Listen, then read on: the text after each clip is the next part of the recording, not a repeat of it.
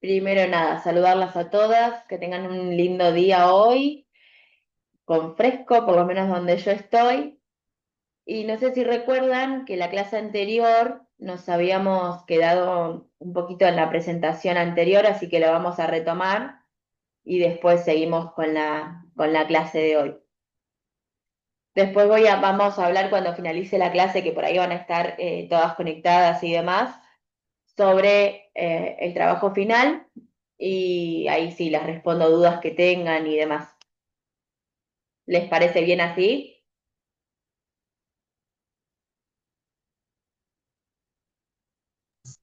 Sí, Sí, profe. profe. Sí, sí, profe, dale, gracias. Buenísimo. Comenzamos. Recuerden que estábamos hablando de los primeros auxilios, ¿sí? De algunas de las situaciones que podían pasar dentro del jardín en la cual nosotros tenemos que estar preparadas. Primero vamos a seguir hablando de lo que es la higiene y la prevención, ¿sí? En el momento de nosotros intervenir en alguna situación de emergencia, sea alguna quemadura, sea alguna intoxicación, sea un niño que se ahogó o lo que fuese, alguna caída, raspones, primero tenemos que hacer esto. En primer momento, lavarnos las manos antes y después de asistir al niño, usar guantes, ¿sí? Descartables. No sirven los guantes que usamos en el jardín, siempre vamos a ver guantes que lo usamos para limpiar y demás, eso no sirven. Tienen que ser guantes que sean desechables, si tienen algún tipo de sangre o fluido, ya que la sangre o los fluidos lo que van a hacer es transmitir enfermedades, ¿sí? Pues el niño puede tener cualquier tipo de enfermedad, infección y demás, y se nos transmite lo mismo que nuestra sangre a los niños. Entonces es muy importante estos cuidados. Por eso mismo tampoco no se comparten ni las gasas, ni los apósitos, ni ningún tipo de instrumento, ¿sí? Todo se descarta. Además, si utilizamos algún elemento que se reutilice, hay que desinfectarlo de una manera muy correcta. Lo esencial es que todo eso sea desechado, pero hay instrumentos en los cuales son costosos o son específicamente para asistir, como vamos a hablar ahora de los botiquines, todo eso se desinfecta de una manera, sí, correcta. Se le puede preguntar a los especialistas de la salud y demás que van a asistir al niño cómo desinfectar esos elementos. ¿Qué debe contener un botiquín en el jardín maternal? Gasas estériles, vendas, apósitos, ¿sí? Esto siempre es importante que se reponga cuando pasa alguna situación que lo utilizamos, como por ejemplo, lo que se usa mucho siempre son las curitas, gasas para poner hielo, ¿sí? Todos esos elementos siempre tiene que haber en el jardín. Entonces, cuando nosotros la utilizamos en alguna emergencia, eso constantemente lo tenemos que reponer. Termómetro, importantísimo para tomar la temperatura. Tijeras, guantes descartables. También cómo podemos utilizar alcohol en gel, siempre teniendo en cuenta las alergias de los niños. Hay un montón de niños que son alérgicos al alcohol y entonces eso no se echa. Es muy importante que nosotros sepamos todo el historial del niño, si cuando entra al jardín sabemos las vacunas y demás, las docentes, pero es importante que el auxiliar sepa todas estas cuestiones porque en el momento de emergencia, sí, obviamente se va a llamar a la docente, pero mientras tanto el auxiliar va a ir interviniendo. Cintas adhesivas para poder pegar la gasa, hipoalergénicas. También una lista de teléfonos de emergencias y familiares, ¿sí? Esto tiene que estar muy a mano. La lista de familiares casi siempre se pone en un cuadernito donde está cerca nuestro, porque primero la lista de familiares de que son nuestro contacto de emergencia, lo vamos a tener a mano siempre porque van a ser las personas que pueden buscar al niño, retirarlo y demás. Y es importante tener sus números de teléfono a mano para cualquier emergencia, cuando se llama primero obviamente emergencia, podemos después llamar a las familias.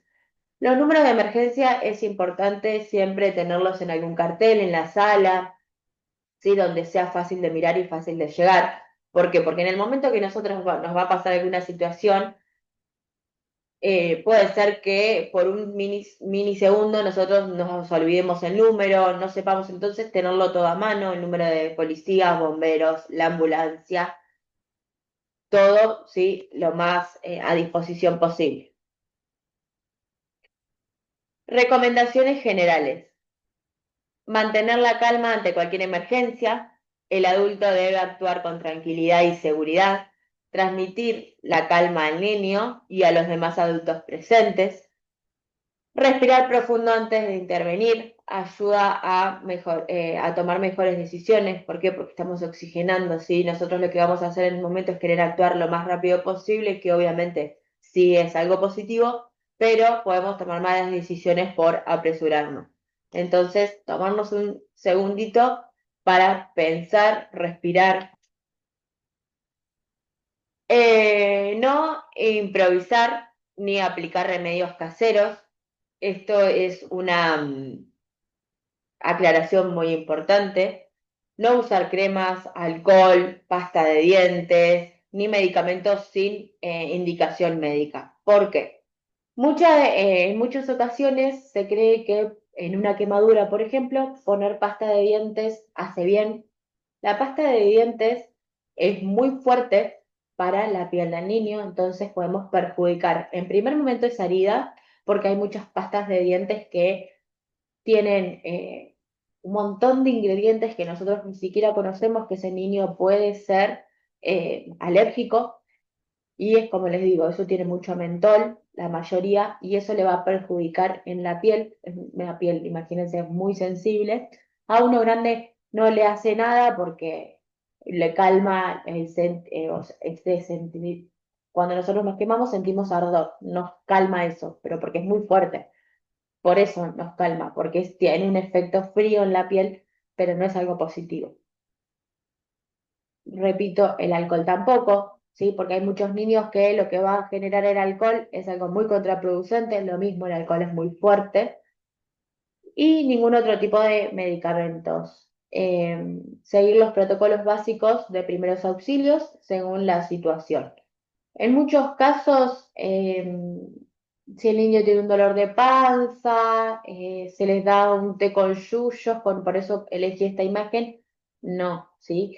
El niño tiene dolor de panza que no puede soportarlo, se lo llama a la mamá y al papá diciéndole que tiene dolor de panza, que cómo quiere que prosigamos, si quiere que llamemos a algún médico o si lo viene a retirar esa mamá y lo lleva directamente al pediatra. ¿Sí? Nosotros lo que vamos a hacer en esos casos que no son de extremado riesgo es primero consultar. Lo que no se consulta es cuando el niño está corriendo peligro en cuanto a la salud, como por ejemplo es algo, una caída o una quemadura muy, muy grande, ¿sí? En caso de duda, siempre priorizar la llamada a emergencia. Si yo veo que el niño tiene, por ejemplo, no sé, demasiado dolor abdominal, que puede ser que no sea una descompostura. Nosotros, ¿qué vamos a hacer en ese caso? Es llamar a emergencias y luego llamamos a la mamá, ¿sí? O podemos hacer las dos cosas en simultáneo. Decirle a la docente que llame a la madre y nosotros llamamos a emergencia y contamos la situación. Recuerden que cuando nosotros vamos a contar una situación de emergencia, lo primero que vamos a decir, sin cómo se llama el niño, sin irnos por las ramas de lo que pasó, vamos a decirle la dirección para que ya la ambulancia pueda salir. Eso primero que todo, ¿sí? No le contamos qué le pasó, cómo se cayó, no. Primero que todo sale la ambulancia.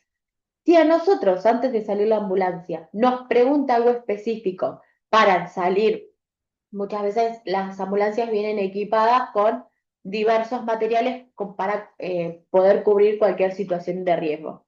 Entonces no nos van a preguntar algo muy puntual antes de la dirección, ¿sí? Siempre lo primero es la dirección. Luego son todos los detalles para que la persona que está al teléfono pueda ir comunicando al doctor o enfermero que está en la ambulancia para saber cómo se tiene que preparar, con qué elementos bajarse al jardín, si tiene que preparar un torniquete, si tiene que preparar algún cuello ortopédico para niños para poder levantarlo si se cayó, ¿sí? Todo eso va a ser luego de decir la dirección del lugar. Seguimos. Contactar rápidamente a los servicios de salud. Bueno, yo puse un número aleatorio porque cada zona tiene su número en particular, por eso es importante eh, en primer momento saber cuál es de cada zona. Tener siempre a mano el teléfono de emergencia, la dirección del jardín y la fecha médica de cada niño, la ficha médica. ¿Por qué es importante la ficha médica? Porque en la ficha médica no solo nos va a decir si tiene las vacunas, si tiene alergias, si tiene, no sé, alguna intolerancia a algún tipo de alimentos. Todo va a estar en la ficha médica. Entonces, esa ficha médica es nuestro mapa y es el mapa para el doctor que va a intervenir en una emergencia. Pues si no, ¿qué pasa? Hay que hacerle estudios de sangre antes de poder aplicarle algún tipo de medicamentos, ¿sí? Entonces es importante tener esto a mano. Como saben, primero el número de emergencia, dirección del jardín y la ficha de cada niño. Comunicar a la familia lo antes posible, con claridad y sin generar alarma innecesaria. ¿A qué vamos con esto? Nosotros a la mamá no le vamos a hablar gritando, no, porque se cayó, le pasó esto. No, vamos a decir, lo tuvimos que llevar al jardín, no al hospital, no te preocupes, nosotros lo estamos acompañando. Cuando vos puedas, vení tranquila, ¿sí? Él está bien, está con nosotros. Listo. La información se la damos a la madre cuando está con el niño, ¿sí? Obviamente le vamos a decir que vaya, no le vamos a decir, sí, tómate tu tiempo, termina de desayunar, no. Vení, o sea, porque tenés que estar acá, pero podés venir con calma, ¿sí? Porque ¿qué nosotros si no le vamos a generar un miedo terrible y no sabemos qué le pasó, si está bien, si no? Y eso qué va a generar que la madre primero pregunte todo lo que le pasó al niño y después accione en venir. Nosotros tenemos que estar firmes, ser concisos y fijar cuáles son nuestras palabras al comunicar lo que a ese niño le pasó. Tener el botiquín completo y actualizado, ¿sí? Ubicarlo en un lugar accesible, conocido por todo el personal. Cuando ponemos todo el personal, para mí también es importante que los niños sepan dónde está el botiquín. Obviamente, nosotros no vamos a dejar el botiquín a su alcance. Pero ¿qué va a pasar? Nosotros en el momento vamos a estar acompañando al niño. Para buscar ese botiquín, lo más probable es que lo hagamos nosotros las auxiliares y que la docente vaya a estar con ese niño acompañándolo y demás. O la docente puede decir, no, bueno, yo me encargo del botiquín, busco el botiquín, llamo al personal, vos quédate cuidándolo. De la manera que sea, ¿sí? Deben saber todas las personas que están a nuestro alrededor dónde está el botiquín y cómo encontrarlo, ¿sí? Y todas estas herramientas que estén a un alcance, ¿sí? No lo podemos poner en el estante más alto, tapado de cosas y lo vamos cambiando de lugar constantemente. No, que sea en un lugar fijo, ¿sí? Y de fácil alcance para un adulto. Revisar periódicamente las fechas de vencimiento, ¿sí? Si el termómetro, si es un termómetro que tiene pilas, mirar si el termómetro tiene pilas, que estén las cosas ordenadas, que ver que estén los elementos básicos. Siempre hay cosas que se le pueden agregar, ¿sí? Que alguna capacitación que nosotros hemos escuchado y dicen, no, porque es importante tener tales gasas porque absorbe mucho más. Bueno, listo, e ir cambiando esas cuestiones, ¿sí? Con lo de las fechas de vencimiento, obviamente nosotros no vamos a tener medicamentos, entonces en ese aspecto no nos va a influir demasiado. Como nosotros no podemos medicar, no vamos a tener que estar mirando la fecha de los vencimientos, pero sí estas cuestiones. La pila del termómetro, si no es con pila, fijarse a ver si el termómetro anda bien, si toma bien la temperatura. Actuar en equipo. Pedir ayuda al docente o a otro adulto en el jardín si es necesario. No dejar al niño solo en ningún momento. Designar roles en equipo, quién asiste, quién llama, quién informa a la familia, ¿sí? Quién se queda a cargo de los demás niños, porque ustedes no olviden que mientras ese niño está en el piso tenemos un montón de otros nenes que van a estar asustados, gritando, ¿sí? Entonces, poder llevarlos, que venga otra docente de alguna otra sala y que se los pueda llevar a un lugar más tranquilo, ¿sí? Que no estén a los gritos al lado del niño, que eso al niño si está consciente lo que le va a generar es mucho más miedo. Cuando hablamos de asignar roles, es esto mismo. Imagínense, nosotros no podemos llamar, informar a la familia, cuidar al niño, acompañarlo, hacer un torniquete, poner una gasa. Es imposible. Entonces es muy importante que cuando estemos dentro del jardín y estemos a cargo, saber quién cumple cada rol, ¿sí? ¿Quién cumple? ¿Por qué? Porque en el momento que pasa algo de riesgo es mucho más fácil, por así decirlo, eh, que no saber si la otra persona que yo estoy diciendo que llame sabe los números de teléfono, que si sabe quién es la familia. Entonces, por eso es importante tener todo asignado y acomodado para en ese momento poder asignar todo de manera más rápida y ágil. Capacitarse en RCP y primeros auxilios.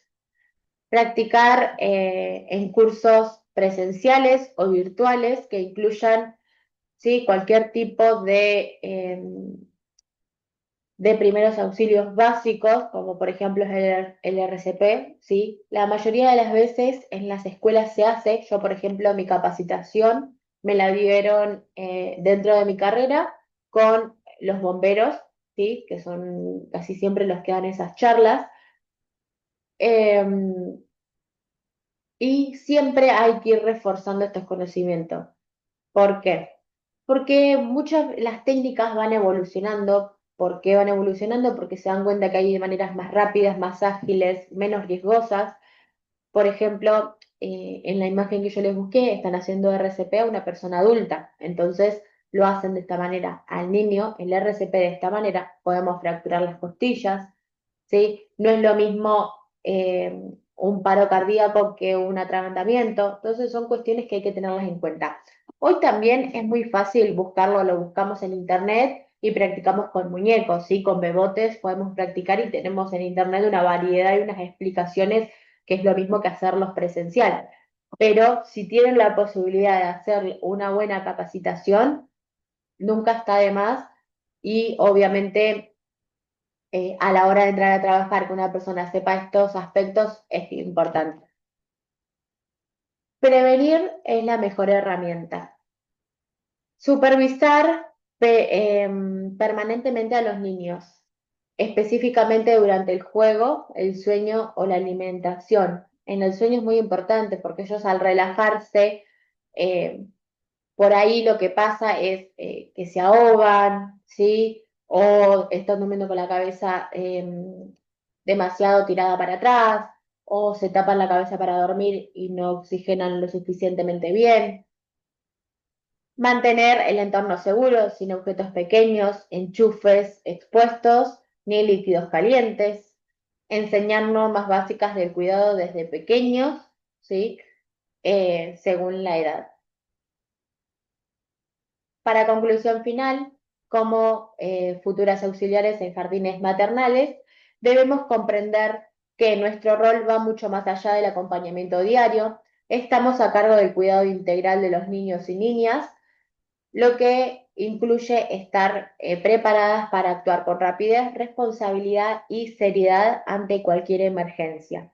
Los primeros auxilios no reemplazan la atención médica, pero son una herramienta fundamental para proteger la vida y el bienestar de los niños en los primeros eh, minutos, que muchas veces son muy valiosos, ¿sí? Porque si nosotros cometemos un error en esos minutos, el médico puede ser que después no pueda actuar de una manera correcta. Por eso, conocer, prevenir y actuar correctamente puede marcar una gran diferencia. Uno de los aspectos que quiero que tomemos en cuenta acá es lo siguiente. Si yo no sé, no intervengo, ¿sí? ¿Por qué voy a esto? Porque muchas veces, por decir, no quiero decir que no sé hacerlo o no quiero decir que tengo demasiado miedo, podemos cometer errores. Por eso son importantes las capacitaciones. Si una persona se puede capacitar y hacerlo de una manera correcta, genial y es de muchísima ayuda en ese momento. Pero si una persona está muy paralizada, que no sirve para esas situaciones, bueno, es mejor decir, no, bueno, yo de esta situación me tengo que alejar porque no estoy siendo de ayuda, todo lo contrario, lo que voy a generar es, voy a estorbar, voy a interrumpir, me van a tener que terminar asistiendo a mí cuando el foco principal es el niño. Por eso es un aspecto fundamental que tengamos en cuenta esta condición, ¿sí?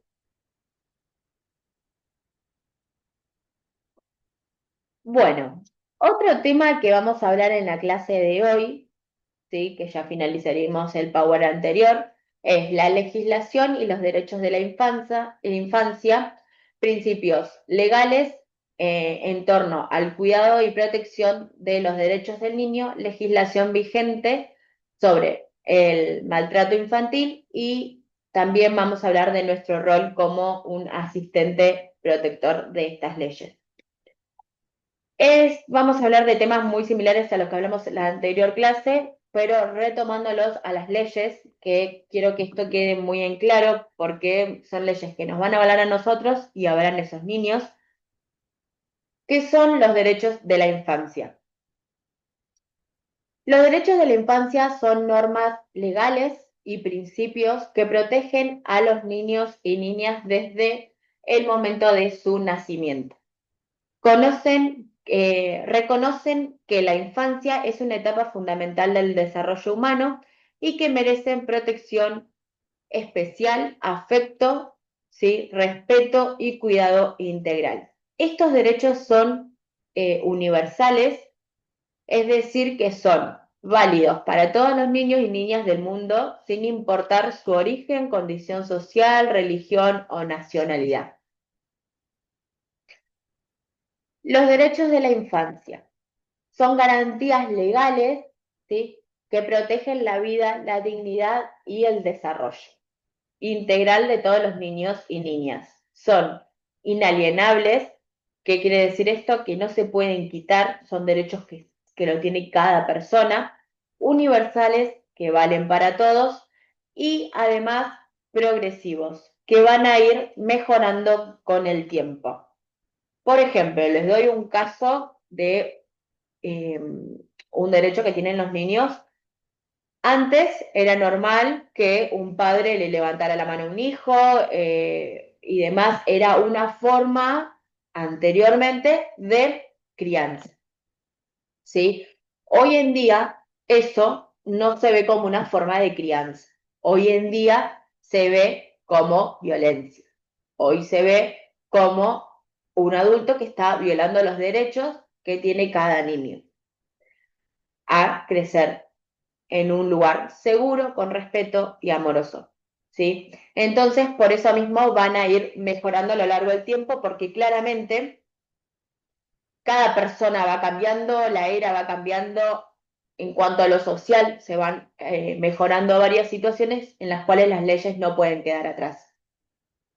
Estas garantías legales incluyen derecho a un nombre, a una nacionalidad y a conocer su identidad, derecho a vivir en familia o en un entorno que la reemplace si es necesario, derecho a la salud, a la educación, a la alimentación y a la recreación, derecho a ser escuchado y a que su opinión sea tenida en cuenta. Anteriormente la opinión del niño no se tomaba en consideración porque era un niño, ¿sí? La opinión que valía era la del adulto. Hoy no, hoy se toman las dos por igual.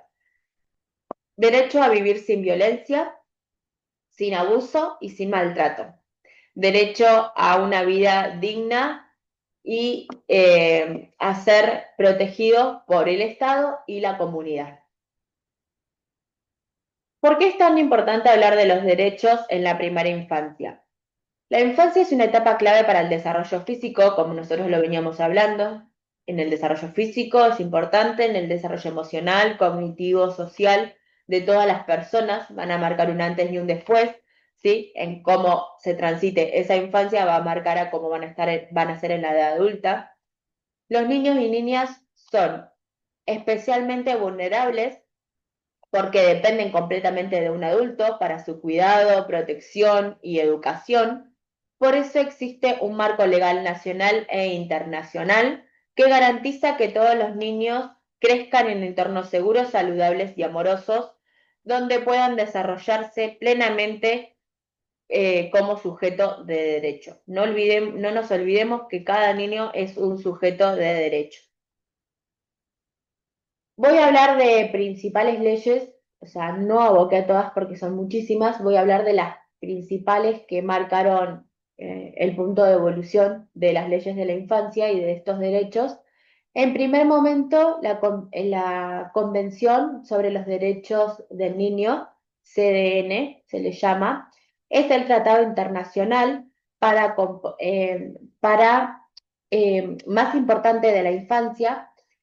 Sí, fue aprobada por la ONU en 1989 y luego fue ratificado por la Argentina en 1990, que habla, que tiene una jerarquía constitucional, ¿sí? Quiere decir que tiene el mismo valor que la misma Constitución Nacional tiene el valor este tratado, ¿sí? Lo que habla este tratado, esta ley, los principios es que tiene el interés superior del niño, ¿sí?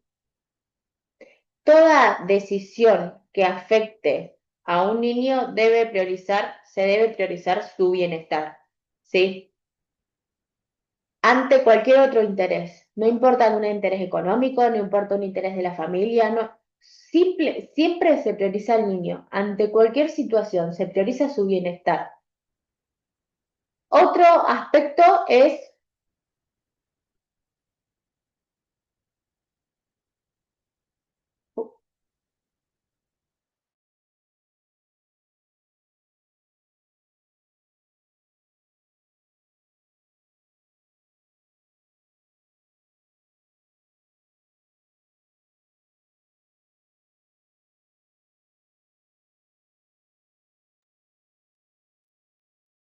chicas, ¿me pueden escuchar bien?